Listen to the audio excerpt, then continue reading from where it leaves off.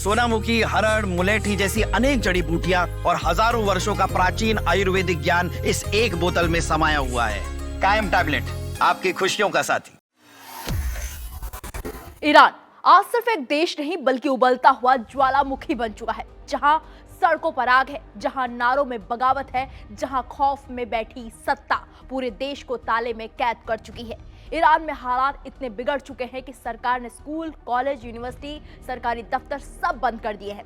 Bank holiday घोषित कर दिया गया है। दावा किया जा रहा है कि ये फैसला ठंड और एनर्जी बचाने के लिए है, लेकिन तस्वीरें कुछ और ही बयां कर रही हैं।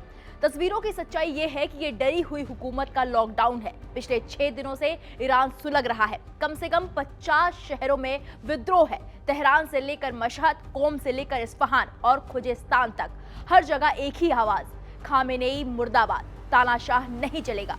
बीते सिर्फ 48 घंटों में 7 लोगों की मौत हो चुकी है और आज भी प्रदर्शनकारियों और सुरक्षा बलों के बीच खूनी झड़पें जारी हैं। सबसे चौंकाने वाला दावा हमादान के अजदाबाद से आया है, जहां प्रदर्शनकारियों ने ईरानी रिवॉल्यूशनरी गार्ड कॉर्प्स यानी कि IRGC के बेस पर कब्जे का दावा किया है। यानी जिस फौज के दम पर खामेनेई की सत्ता खड़ी है, अब उसी फौज के ठिकानों पर जनता सीधी चुनौती दे रही है। इस बगावत की जड़ में है तबाह होती ईरानी अर्थव्यवस्था।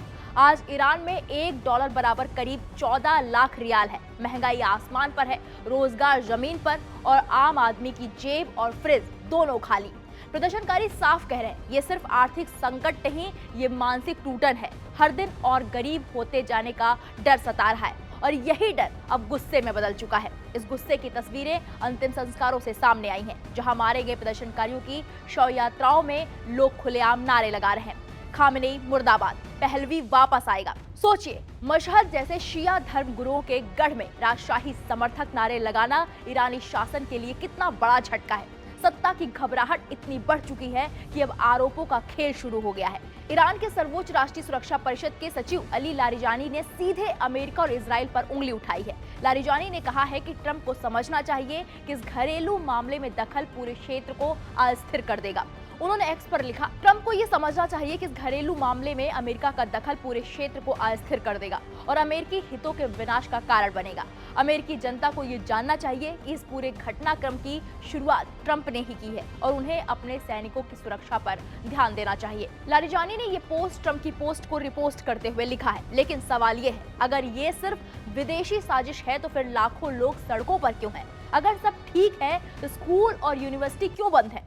संयुक्त राष्ट्र के मानवाधिकार प्रमुख वोल्कर तुर्क ने ईरानी सरकार की हिंसा पर चिंता जताई है और शांतिपूर्ण विरोध के अधिकार की बात कही है। वहीं अमेरिका के राष्ट्रपति डोनाल्ड ट्रंप ने चेतावनी दी है कि प्रदर्शनकारियों को निशाना न बनाया जाए और इसी बीच निर्वासित नेता रजा पहलवी खुलकर सामने आ गए हैं। उन्होंने ट्रंप के समर्थन के लिए आभार जताया है। यानी कि अब ये आंदोलन सिर्फ विरोध नहीं रहा, ये सीधी चुनौती है इस्लामिक रिपब्लिक की सत्ता को। ईरान आज उस मोड़ पर खड़ा है जहां या तो सत्ता बदलेगी या फिर दमन और तेज होगा। लेकिन एक बात तय है, डर अब खत्म हो चुका है और अब जब जनता का डर खत्म होता है तो इतिहास बदलता ही है। ईरान में वही इतिहास लिखा जा रहा है सड़कों पर। इस पर आपकी क्या राय है? हमें कमेंट बॉक्स में जाकर जरूर बताइएगा।